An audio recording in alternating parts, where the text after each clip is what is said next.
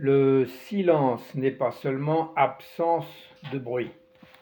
Un désert peut être silencieux extérieurement et pourtant rempli d'agitation intérieure. Beaucoup de personnes, ceux qui viennent pour la première fois à une séchine, par exemple, découvrent cela avec étonnement.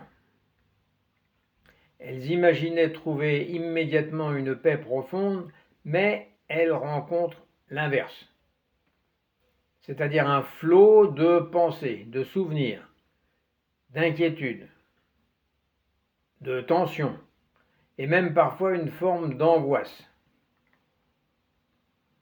En fait, le bruit nous rassure.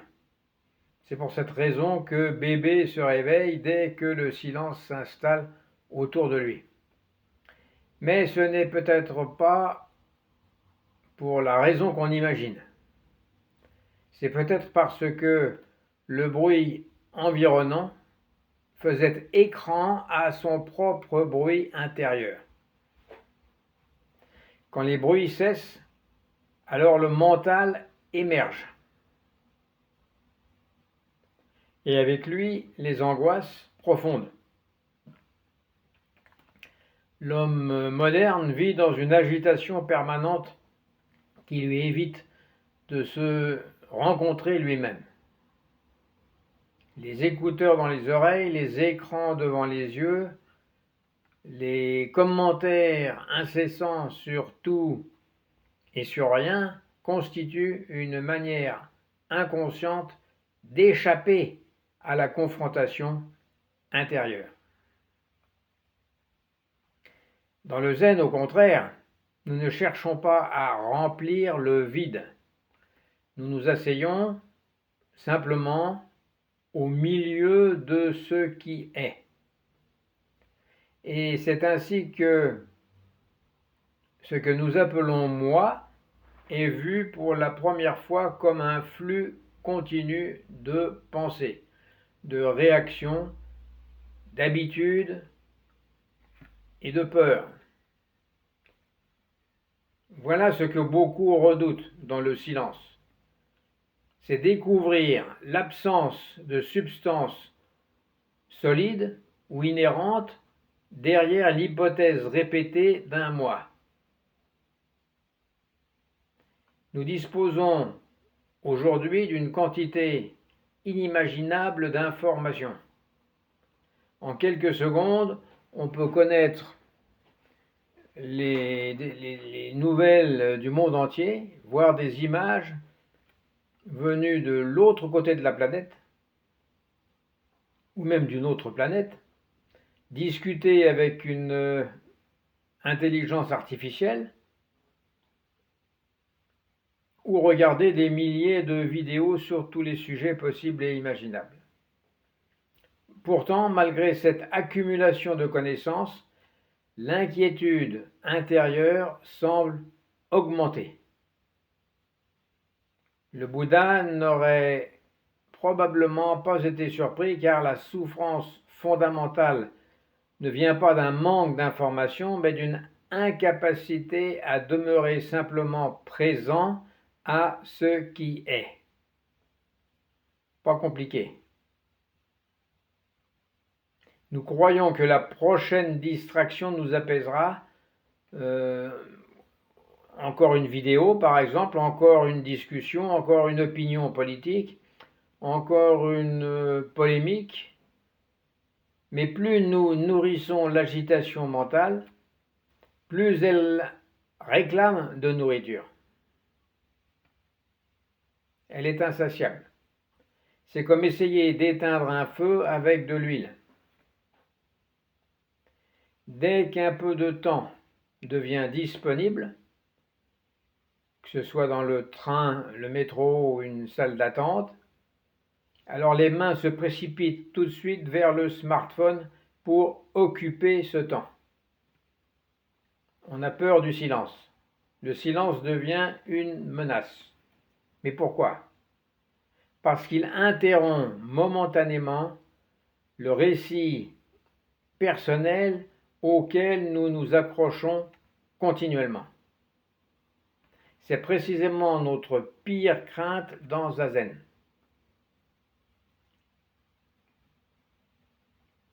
La crainte de décrocher de notre récit personnel. Dans le zen, la pratique commence précisément lorsque ce récit personnel perd un peu de son importance. Assis en zazen, nous n'essayons pas de devenir ou de demeurer quelqu'un d'autre, ou tout simplement quelqu'un. Nous ne cherchons pas non plus un état autre qui serait mystique ou extraordinaire ou spécial. Nous revenons seulement et simplement à la respiration, à cette posture, à cette présence immédiate. Et dans cette simplicité apparaît d'elle-même, parce que l'on ne l'en empêche pas, une immense liberté. C'est dans cette simplicité que la liberté se manifeste. Par exemple, dire comme Krishnamurti que l'observateur est l'observé est absolument incompréhensible pour beaucoup. Mais elle devient concrète dans le silence, justement. Habituellement, nous croyons être un moi séparé qui observe ses pensées, ses émotions ou le monde extérieur. Pourtant, lorsqu'on s'assied en silence, cette séparation se fissure. Une pensée apparaît, puis disparaît, une émotion traverse le corps, puis s'évanouit, un bruit surgit, puis retourne au silence, etc. Où est le propriétaire de tout cela, de tout ce qui vient de se passer? Où est ce moi solide et inhérent qui prétend contrôler l'expérience? Dans l'agitation et le bruit quotidien, cette question est impossible à percevoir, car tout va trop vite, parce qu'il y a trop de bruit, justement. Mais le silence ralentit le mouvement habituel de l'esprit. Et peu à peu, on découvre que beaucoup de nos réactions sont mécaniques, conditionnées, automatiques, répétitives. L'homme moderne aime parler de liberté, mais il vit souvent prisonnier de réflexes, de ces réflexes invisibles. Il a peur d'être seul, il a besoin de reconnaissance. Il dépend de stimulation permanente pour se persuader qu'il est bien là, individuel et séparé du reste. Autrement dit, qu'il est bien quelqu'un. Alors le zen ne condamne pas cela, il le montre simplement. Il le met en évidence.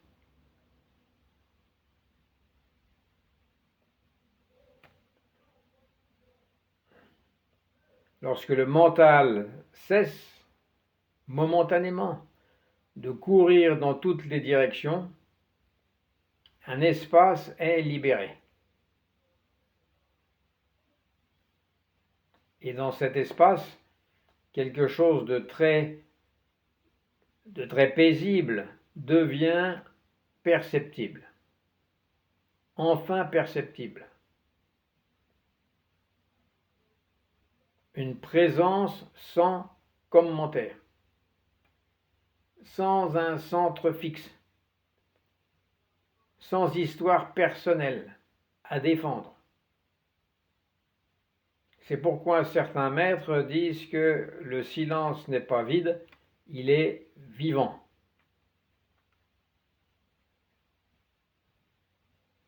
En fait, c'est le silence qui est vivant et le bruit qui est mort.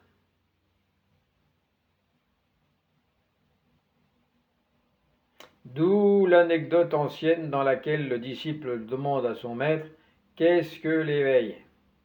Et le maître répond simplement entends-tu le chant des oiseaux? Le disciple répond, oui. Alors le maître dit, entre donc par là. Cette expression est devenue importante. Entre donc par là. Cette réponse semble déroutante pour l'esprit moderne, parce que nous cherchons des concepts compliqués, des explications sophistiquées, des systèmes philosophiques élaborés, mais le zen ramène sans cesse à l'expérience directe. Le chant des oiseaux existe avant les commentaires du mental. C'est pourquoi le maître répond, entre donc par là, commence par là, commence par être avant les commentaires du mental.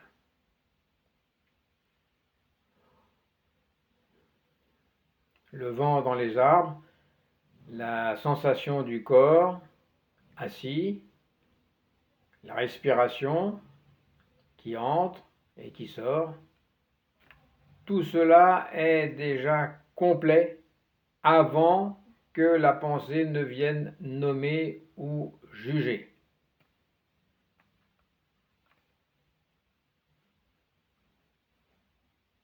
Mais notre époque nous éloigne continuellement de cette simplicité. Nous sommes devenus dépendants du commentaire permanent. Même les événements du monde ne sont plus vécus directement. Ils sont immédiatement interprétés, analysés, polarisés, si on rentre dans la politique. Chacun doit avoir une opinion instantanée sur tout. Le silence devient alors révolutionnaire, tellement il est peu fréquent. Non pas un silence de fermeture ou d'indifférence,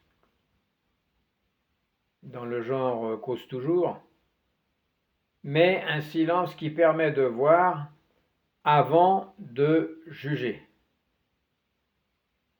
Dans Zazen, nous découvrons progressivement qu'il n'est pas nécessaire de commenter chaque pensée, de ne pas justifier chaque action, chaque émotion ou chaque événement.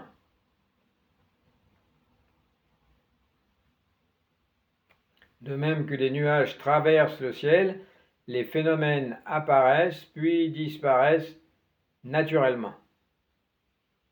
Le problème commence lorsque nous voulons les saisir, les retenir, les repousser ou nous les approprier. Les neurosciences modernes montrent d'ailleurs que le cerveau humain est modifié par la surstimulation permanente, la surstimulation auditive, visuelle, etc. L'attention devient fragmentée. La capacité à demeurer concentré diminue. On est toujours appelé ailleurs. En conséquence de quoi, on ressent une vraie fatigue mentale, diffuse, sans en comprendre l'origine. Le zen avait déjà observé cela d'une autre manière depuis des siècles. Lorsque l'esprit saute continuellement d'un objet à un autre, il perd sa stabilité naturelle. Dans certaines traditions zen, on compare l'esprit ordinaire à un singe ivre piqué par des abeilles. Alors le singe bondit dans tous les sens, sans repos, dans toutes les directions, sans direction. Aujourd'hui, cette image paraît presque prophétique. parce que c'est exactement ce qu'on observe autour de soi. Les technologies modernes ne sont pas mauvaises en elles-mêmes, elles révèlent simplement notre difficulté fondamentale à demeurer tranquille. Curieusement, il devient difficile de demeurer tranquille. Même lorsque tout semble aller bien, on ressent une sorte d'agitation intérieure. C'est pourquoi tant de personnes recherchent maintenant la méditation. La méditation comme moyen thérapeutique. Elles pressentent intuitivement qu'il manque quelque chose, et ce quelque chose n'est peut-être pas une nouvelle expérience spectaculaire, mais au contraire la redécouverte d'une simplicité oubliée, et qui est de nous asseoir au cœur de ce qui est déjà là. Pas plus que ça.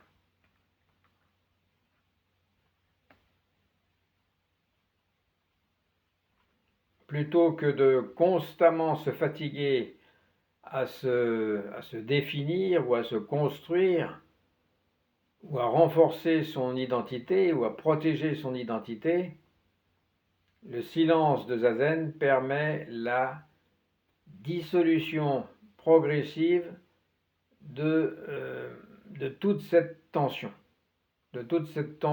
inutile.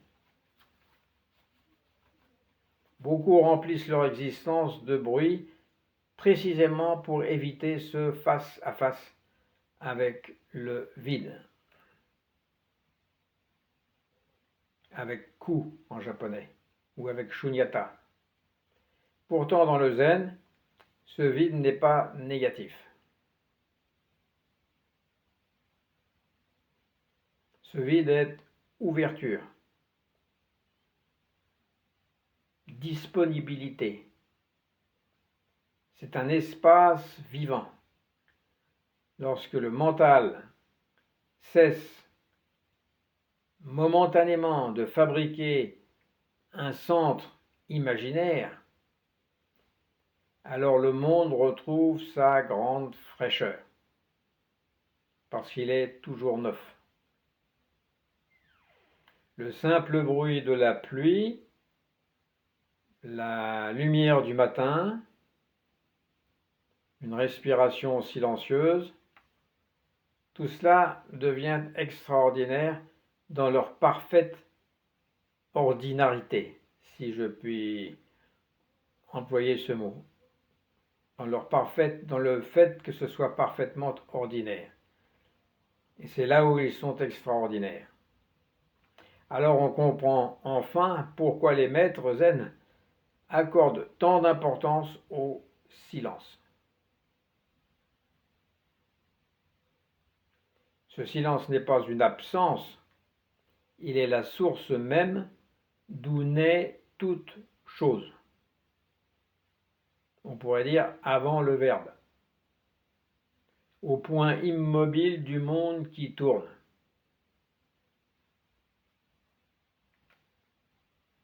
Dans l'œil du cyclone.